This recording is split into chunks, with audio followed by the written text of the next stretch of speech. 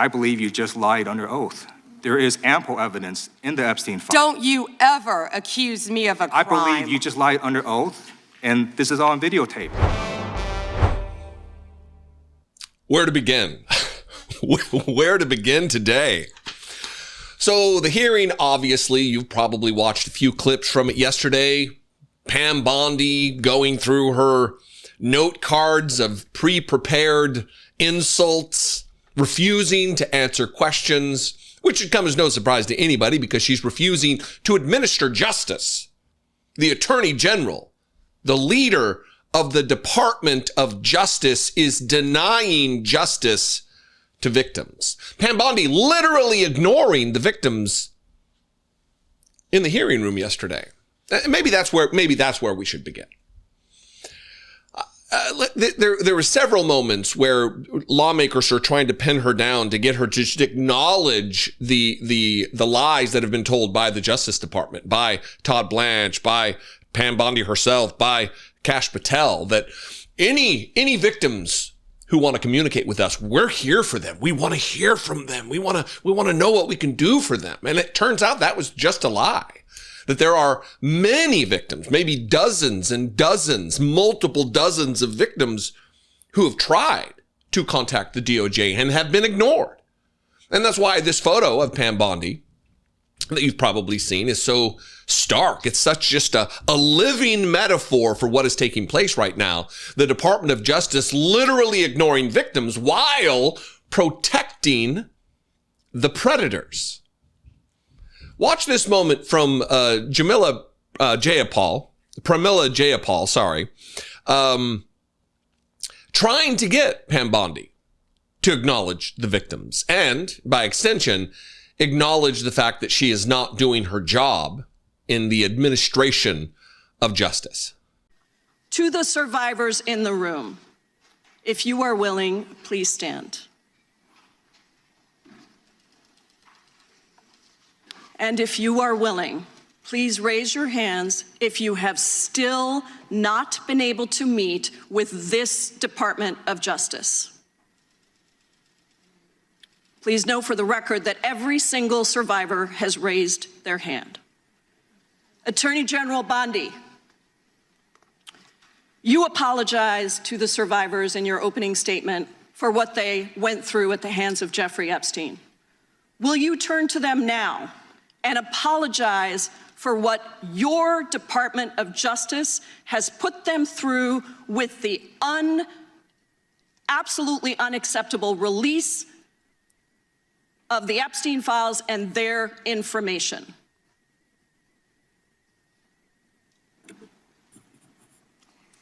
Congresswoman, you sat before Merrick Garland sat in this chair twice. Attorney General Bondi, No, can I finish my answer? No, I'm going to reclaim my time because I asked you a specific question that I would like you to answer, which is, will you turn to the survivors? This is not about anybody that came before you. It is about you taking responsibility for your Department of Justice and the harm that it has done to the survivors who are standing right behind you and are waiting for you to turn to them and apologize for what your Department of Justice has done. Members get to ask the questions, the witness gets to answer in the way they want to answer. The Attorney General can that's respond. not accurate, Mr. Chairman. Because she doesn't like the answer. Time. So, Mr. Chairman, why I have asked didn't she ask Merrick Garland this? I am reclaiming my time, and when I reclaim my time, it is Mr. Chairman, the gentlelady's reclaimed her time. I'm not going to get in the gutter for her theatrics. The time belongs to the gentlelady. The gentlelady has 17 seconds. Thank you. That's what the entire day was like. Donald Trump has a situation on his hands where there are a few cabinet members who act as unhinged as they possibly can muster in order to stay in his good graces. Pete Hegseth he really does a good job of it. But Pam Bondi's taking notes from idiots like Pete Hegseth and preparing herself in this manner, presenting herself like this.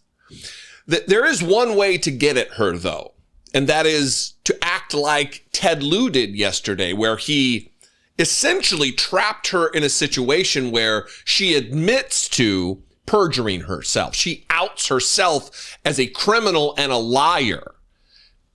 And Kash Patel is in this grouping as well, who has been outed by his own statements as a perjurer, as a liar before Congress.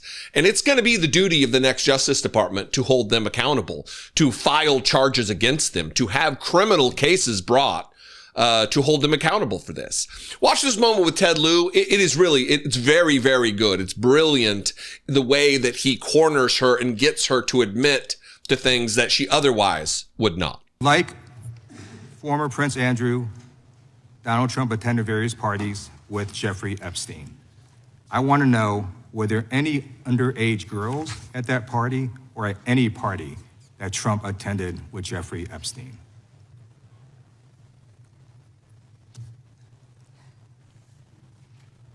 This is so ridiculous, and that they are trying to deflect from all the great things Donald Trump has done. There is no evidence that Donald Trump has committed a crime. Everyone knows that. This has been the most transparent presidency. He's the one that asked that those files I'm reclaiming my time. be I got your released. answer. You said there's no President evidence. Trump asked Mr. Chairman, please I'd like stop to the clock. reclaim my Please time. stop the clock. The legislation. Time. This is Time. this I'd like is to reclaim ridiculous. my time. Time belongs to the gentleman from California. Okay.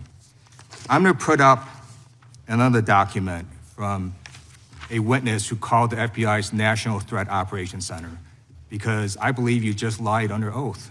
There is ample evidence in the Epstein file. Don't you ever accuse me of a crime. I believe you just lied under oath, and this is all on videotape. You said there's no evidence of a crime. I'm showing you, here is a witness statement who called into the FBI's Threat Operations Center. He drove Donald Trump around in a limo. He overheard what Donald Trump said to Jeffrey on his cell phone. He was so angry, he was going to stop a limo and hurt Donald Trump. And he met a girl who said she was raped by Donald Trump and Jeffrey Epstein. She later had her head blown off, and the officers at the scene said that could not have been suicide.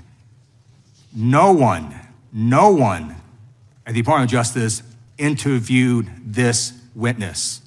You need to interview this witness immediately. Epstein should rot in hell, so should the men who patronized his operation. And as we say here today, there are over 1,000 sex trafficking victims, and you have not held a single man accountable. Shame on you. If you had any decency, you would resign right after this hearing concludes. The gentleman has expired.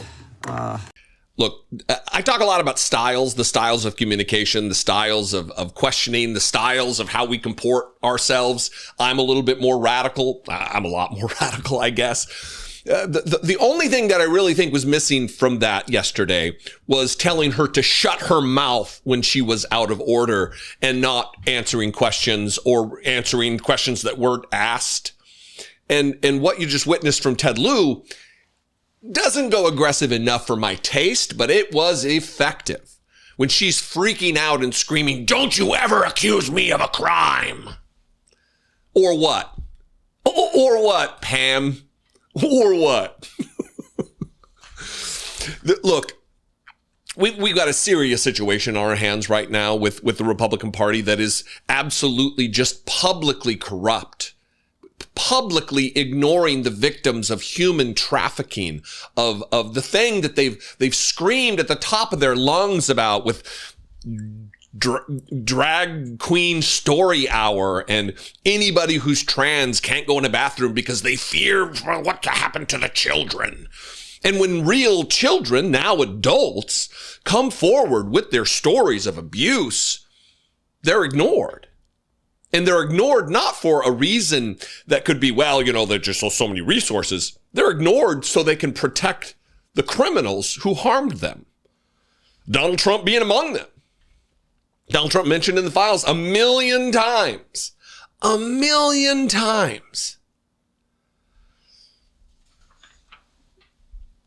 I hope that there are little classes, little seminars being put on by Democrats, and that Ted Lieu will be leading those seminars to train individuals, to have a team of lawyers come up with questions and the manner with which they're asked and the order in which questions are asked to lead to this type of result. Because it's going to be this that allows us to, one, impeach, convict, remove from office Pam Bondi when Democrats come back into control, but also to hold her legally, criminally accountable for the lies that she's told.